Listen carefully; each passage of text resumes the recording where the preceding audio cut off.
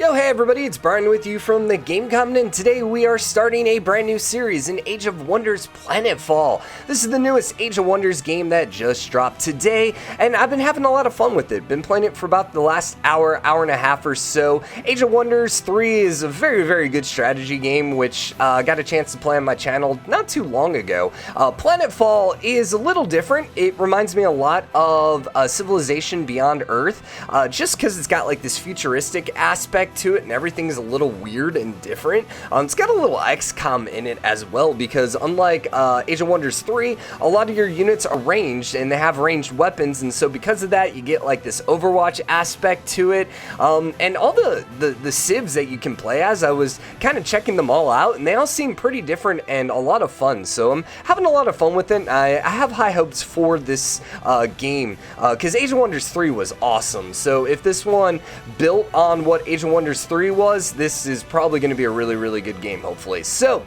this is going to be episode 0. Essentially, in this episode, what we're going to be doing is we're going to be making our commander. We're going to be talking about the different races and talking about the different classes and kind of looking at everything, because everything is so out there and different. So if you're not aware of what's going on, this is going to be kind of your primer. If you just want to see gameplay, go ahead and hop into episode 1, which should be going live right about the same time. And that one, we're just going to go ahead and write. We're going to basically start right with the scenario. We might end up doing a campaign at some point. I ended up doing the tutorial, and the campaign seems kind of interesting, so I might end up doing another series on the campaign at some point. It looks like you can play as three of the races, and you can unlock different races. I don't know. It seems interesting. We'll see. But for now, we're going to go ahead and create a new scenario, and we're going to leave everything as default, just because I don't really know enough about it to make intelligent decisions about how we should change things.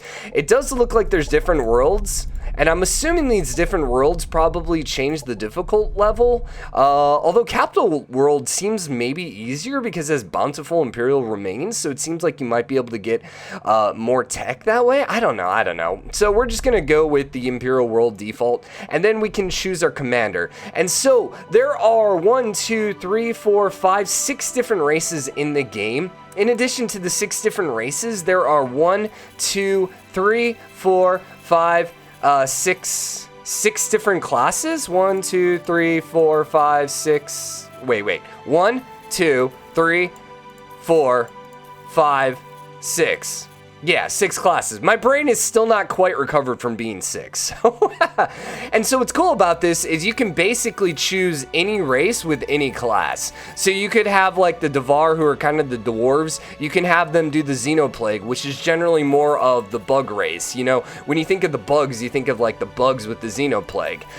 Or you could do like the Amazon, which are like these dinosaur riding Amazons, and you can have them go with the Prometheans, which are weapons of mass destruction, which, I don't know, that kind of seems like the Dvar to me. And so there's a lot of different options here, so we're going to be talking about all of them. The races, essentially, you got the Kirko, which are the bug type race. Through rapid evolution, the Kirko seek to restore what was broken and will find retribution for the terrible fate that has befallen them. Their bio-weapon group and psi-weapon group. Essentially, every one of the weapon groups have, like, strengths and weaknesses. The bios are great against, let's see. Ethereal units are resistant to biochemical damage, and mineral units are weak to it. So, every kind of every kind of weapon class kind of has a strength and a weakness. So, we're not really going to talk too much about that. They also have rapid population growth and large armies. Their swarm shields protect units in combat. Now, the thing with shields in this game, I don't think shields protect against melee attacks. So just keep that in mind every time you see shields, at least from what I've seen. And then biological units with good melee capabilities, and then a racial ability, they get swarm shields and faster regeneration. So essentially it seems like they're able to throw down shields to protect themselves against range units, and they're all about walking up to you and punching you. So that's the Kirko. Then we got the Syndicate. They are a group of ruthless trading houses from the frontiers of the Empire. With the Star Union gone, Star Union was kind of like the universe-spanning a race that kind of left a bunch of tech on all kinds of planets and stuff like that. Think of like the Prometheans in Mass Effect. At least that's kind of what I gathered from the tutorial. They see a universe of opportunities. They're Arc and Psionic. They have indentured slave units, which ignore morale penalties, and they have excellent stealth capabilities and covert operations. All right, and then we have the Amazons. They're bioengineered Amazons, have the ability to alter life and survive harsh circumstances. Their fearsome troops have Spartan discipline and experts in guerrilla tactics. The arsenal includes genetically engineered beasts that the Amazons ride into battle. So bio and laser, they command genetically engineered beasts, which sounds awesome. They terraform forests and manipulate wildlife, increase economy and combat capabilities in forests, and then they have forest affinity, which gives them morale. Now, morale in this game, essentially, I think, if I remember from Age of Wonders 3, the more morale, the more damage they use in combat. Might also affect accuracy, but I don't know about that for 100%. Then we got the Dvar, who are kind of the dwarves. They're a thrifty race of survivalists. Dvar work hard to mine planets for all their worth to gain as many resources as possible for the consortium's survival and welfare. Firearm and explosive weapon group. They have powerful area of effect and medium range attacks, strong focus on production, terraforming options to destroy and create mountains, and then they ignore happiness penalties from volcanic. And I was testing them out a little bit because I think we're going to play as them. They essentially have mostly range units. Actually, I think they might all be range units. Well, they have some melee capabilities as well, but they're very tanky, very, very tanky. They can, a lot of their baseline units can basically build cover for themselves, which is really, really cool. So I think we're going to play as the Dvar. The other one I was looking at was the Assembly. Their race is cyborgs born from destruction. These people aim to bring their newfound peace to the universe by breaking down the chaos of the galaxy and reassembling it to a perfect whole, new whole. So they have the Arc weapon group and firearm weapon group. They reassemble fallen units, bringing them back to life. They gather extra resources from battlefield victories. They have excellent research capabilities and natural resistance to arc damage. So they seem mostly like melee with a little bit of range. I don't think their range is quite as strong as the Dvar or the Vanguard. They seem to be pretty good though at like walking up and slashing you and stuff like that. And then lastly, we have the Vanguard, who's just kind of the, you know, the humans of old. The Vanguard consists of rough folk with few ties to society, so the effects of long-term interstellar travel in cryosleep and the resulting time dilation doesn't matter to them. Their firearm and laser, they deploy combat drones and turrets, they use of propaganda and military force, and they have powerful range units, weak melee capabilities. So they're all about range. They're great at setting up Overwatch. So like XCOM, when units move into their range, then they basically get free shots at them and stuff like that. So they seem like, they seem pretty fun as well. Actually, I think every one of these races is pretty unique, and I'm actually intrigued to try all of the races. But I think for now, we're going to start as the Dvar. And then, like I said, we got 6 different ones we can play as. So first up, we got the Void Tech. Warps the laws of physics, allowing the manipulation and teleportation of matter and energy. Command highly mobile units that can teleport and pass through obstacles. Create temporal clones of units. Destabilize and decelerate enemies. Uses arc and kinetic damage channels. So this seems interesting as the Dvar, because I think the Dvar are a little slower. And so having them a little more mobile might be kind of interesting. Also, by the way, these perks we're going to get to in a second. So like all this here is the different perks. So we'll talk about that in a little bit, so don't worry about that. Xenoplague, they spread through a highly adaptive alien parasite that can be used to create biological weapons, develop super soldiers, and involve planetary populations. So spawn and involve special units after battle, heal and enhance biological units, deploy infectious bioweapons, and then uses the biochemical and kinetic damage channel. Once again, it would be kind of interesting with the Dvar. Then the Synumbria, they employ dark psionic powers that tear holes in reality and summon devious entities from the abyss. Summon ethereal beings, break the enemy mind, shatter reality to terrorize the populace, and use psionic damage channel. This one seems really cool, specifically as the Dvar though. Then Prometheans are planetary exterminators, eradicating threats with their Pyrex fires. Create weapons of mass destruction, deploy powerful incendiary weapons, settle in inhospitable places, shield units and colonists from Armageddon. What?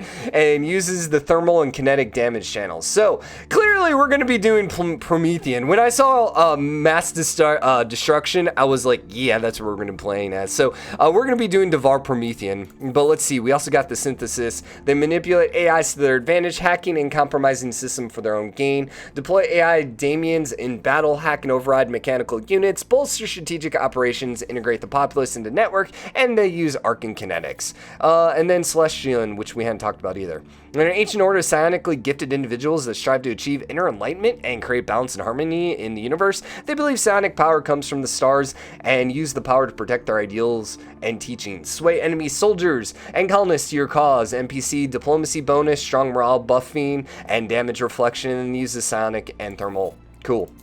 So yeah, I think we want to do Promethean. Tanky with weapons of mass destruction. That seems awesome, man. This is like straight dwarves, which I love. So what we get now is we get to pick a couple things. We can pick our background, we can pick our colony supplement, and we can pick our commander layout, our loadout. And then we can also choose a vice to get more points. So right now we have 3 points. So essentially we could pick a 1, and a 1. We can only pick one of each. So you can see we can only pick one of each and it gets rid of our points. If we want to grab one of the 2s, then we're going to have to take one of the negatives. Now, they do give us the recommended, so we got like the veteran, the military detachment, the kleptomaniac, and the assault equipment. One thing I want to do is I'm going to go ahead and do the assault vehicle right away, which basically gives us piloting right away, and then it gives us one of the bulwark. Yeah, we get to start with the bulwark, so we get to start with the vehicle, which is really, really freaking awesome. So I'm going to go ahead and roll with that. When I first tried it, I ended up doing the military detachment, which seems cool as well. But you just basically start with a larger army. Normally, you start with an army of 6 and I think 1 scout. This gave me like an army of 6 and then like another army of 4 or something like that, which wasn't all that great. I'm going to go ahead and grab Kleptomaniac, though, so we can grab both a background and a colony supplement. I think we'll start with the energy cache, because the Kleptomaniac, we take 10 energy from our empire each turn, but we did also steal a mod, which is cool. The assault vehicle is just going to give us a stronger vehicle. So we have 2 points, so we can take one of these 2. What's the cryoplods? Oh, you start with extra population. Oh, that's interesting, because you can extend your territory a little bit quicker. What's military tradition? Decrease weapon research costs, and once per turn the commander kills a unit, they immediately regain action points. You know, that seems pretty cool as well. What about going like party animal or something like that? That loses production, which I don't like. That loses science, and that loses food production. But you give HP increase to 10, so all our units? Is that all of our units? I think that's just you. That's actually not bad, though. +2 resistance to status, and then units and you're stacking 100% morale. Is there anything here we really care about? Starting with extra energy doesn't sound like the worst thing in the world, but I think I'm just gonna go ahead and do military tradition. Yeah, I think we're gonna just roll this way. So we get the weapon, basically we decrease weapon research time, which seems great. And if we ever kill a unit in combat, we gain all of our action points back, so we can chain up some really good kills. And since we're gonna be rolling around with some heavy vehicles, that seems great. So I like this, And then at this point, we get to choose our commander, and we can choose how we want to make our commander. Is that female? Yeah, I think that's female. It's smaller, so I'm assuming it's female. So, what kind of background do we want to pick? I kind of like one of the, like, more evil-looking backgrounds, even though I'm not going to be strictly evil. We'll do that one. That one seems cool. And then different postures. Yeah, no. He's like, I'm so happy. We'll do the 2 posture, and then we'll do something like that. Looks pretty cool. We can't do skin textures or eyes or anything like that. We can choose a different helmet. I kind of like the cowboy hat. I mean, like, let's just be honest. That's pretty freaking awesome. Is that not?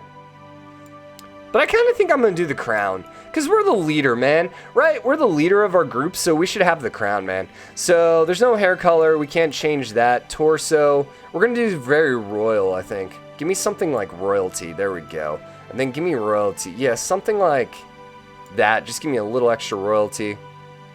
Full helmet, Those glasses actually look like glasses, or the goggle looks like glasses. I think I'm gonna do, he's so angry. I kind of like that one, but I think I'm gonna do the straight slot because it's so cool. And then cape, hell yeah, let's do a cape, hell yeah. Okay, and so then we get to pick our name. We can pick our photo too. I like that photo. We're gonna be Brian Common. Very dwarfy, I know. Brian Common. And then give me a color. Let's do red. No, let's do black. Let's do red on black. And then what kind of symbol do we want? What says common? I don't know. Maybe lightning? That's just kind of a boring symbol, isn't it? It's kind of a boring, you know, I'll go with that. That's fine, and we can save commander. And let's go ahead, and I think we're ready to go. I think this is actually going to load into the game here, so cool. All right, well, I guess we're going to wrap this up, and then we'll be back next episode for the first part. So I will see you guys next time. Bye, guys.